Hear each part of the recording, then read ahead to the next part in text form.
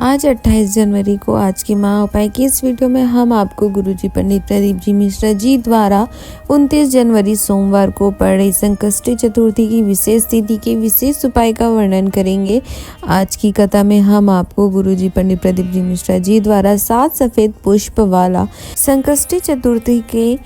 कर्जा मुक्ति वाले विशेष उपाय का वर्णन करेंगे। तो गुरुजी ने कहा है कि अगर आपके जीवन में कर्जा बहुत ज़्यादा बढ़ गया है, चुक नहीं रहा है, लोन बढ़ गया है, लोन नहीं चुक रहा है, 5-10 साल का लोन हो गया है, या जिससे आपने कर्जा लिया वो आपको कॉल कर करके आपको बार बार पैसे मांग रहा है और आपके पास पैसे नहीं है, बिल्कुल भी पैसे नहीं है और ना ही आपके पास पैसा आ रहा है, तो उसके लिए आपको संकष्टी चतुर्थी के इस विशेष तिथि को जो सोमवार को पढ़ के महासंयोग बना रही है और इसका विशेष लाभ आपको प्राप्त होने वाला है। तो इस विशेष दिन के विशेष उपाय को करने से आप बिल्कुल भी न चुके। आपको शाम को प्रदोष काल के समय में, जैसे कि आप सभी जानते ही हैं कि प्रदोष काल का समय क्या होता है, और अगर नहीं जानते हैं तो आपको बता दें कि शाम को सूर्य के डूबने के 45 मिनट पहले से सूर्य डूब जाने के 45 मिनट बाद तक का समय प्रदोष काल का समय होता है। और इसी प्रदोष काल के समय में आपको शिव जी के मंदिर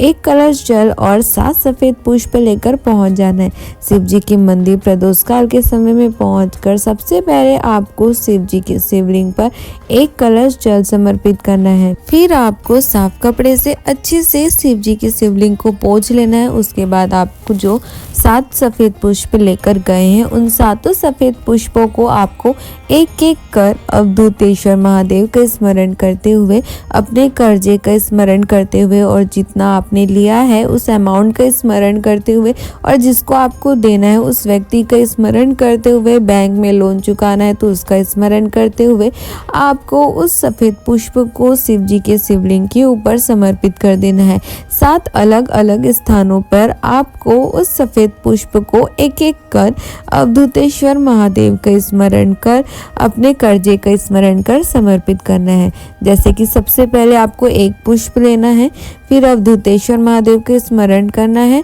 फिर अपना कर्जे का स्मरण करना है, जितना आपने लिया है, जितना आपको देना है, फिर उस आदमी का स्मरण करना है जिसको आपको देना है, फिर 1 पुष्प शिव जी के शिवलिंग पर समर्पित कर देना है, फिर दूसरा पुष्प लेना है सफ़ेद पुष्प, फिर आपको अवधूतेश्वर महादेव का स्मरण करना है, फिर उस कर्जे का स्मरण करना है जो आपको चुकाना है, फिर आपको उस व्यक्ति का स्मरण करना है जिसको आपको पैसे देने हैं, फिर आपको उस सफ़ेद पुष्प को शिव जी के शिवलिंग में कहीं दूसरे स्थान पर समर्पित करना है। जहां आप पहले पुष्प समर्पित किए हो वहां पे उसके ऊपर आपको दूसरा पुष्प समर्पित नहीं करना है, आपको थोड़ा हटाकर शिवलिंग में दूसरे स्थान पर उस पुष्प को समर्पित करना है। ऐसे कर करके आपको 7 पुष्प को एक एक कर अवधूतेश्वर महादेव का स्मरण कर, अपने कर्जे का स्मरण कर और उस व्यक्ति का स्मरण कर जिसको चुकाना है, स्मरण करते हुए आपको शिवलिंग के ऊपर 7 अलग अलग स्थानों पर समर्पित कर देना है। गुरुजी ने कहा कि शिव महापुराण की कथा वर्णन करती है कि अगर आप सोमवार की संकष्टी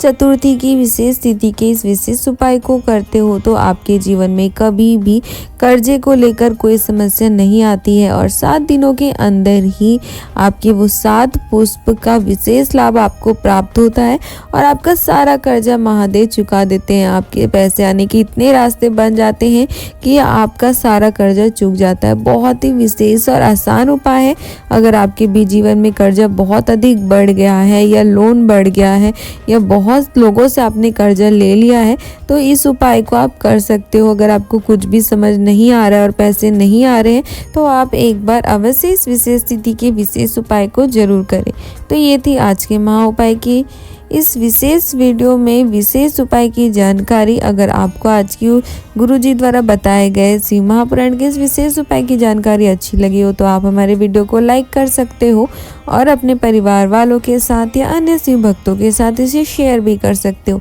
ताकि उन्हें भी गुरुजी द्वारा बताए गए शिव महापुराण के इस विशेष उपाय की जानकारी प्राप्त हो सके और वो भी इससे संकष्टी चतुर्थी की विशेष तिथि जो सोमवार को पढ़कर महासंयोग बना रही है उस दिन इस उपाय को करके महादेव का विशेष लाभ प्राप्त कर सके, विशेष कृपा दृष्टि प्राप्त कर सके, अपने जीवन के सारे दुखों को कष्टों को दूर कर अपने जीवन में आनंद और सुख की प्राप्ति कर सके।